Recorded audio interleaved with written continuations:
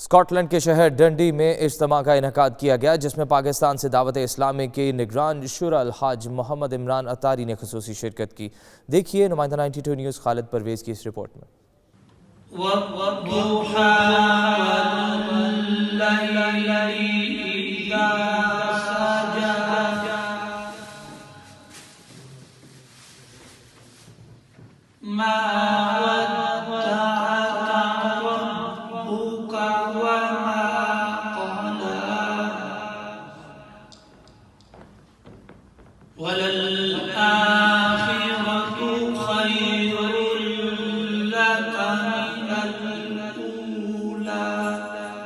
ڈنڈی کی جامع مسجد تاجدار مدینہ میں تبلیغ قرآن و سنت کی غیر سیاسی عالمگیر تحریک دعوت اسلامی کی جانب سے روح پرور اجتماع کا انعقاد کیا گیا جس میں پورے اسکاٹ لینڈ سے علماء کرام اور اسلامی بھائیوں نے بڑی تعداد میں شرکت کی۔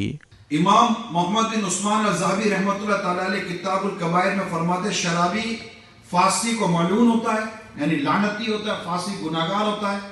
حافظ محمد اصغر رضوی نے تلاوت کلام پڑھنے کا شرف حاصل کیا جس کے بعد حبیب اطاری نے نعت رسول مقبول صلی اللہ علیہ وآلہ وسلم پیش کر کے ایمان کو تازگی بخشی۔ اس موقع پر مبین مدنی نے اپنے بیان میں کہا کہ دنیا و آخرت میں کامیابی کے لیے سرور کائنات صلی اللہ علیہ وآلہ وسلم کے اسوہ حسنہ پر عمل پیرا ہونے کی ضرورت ہے۔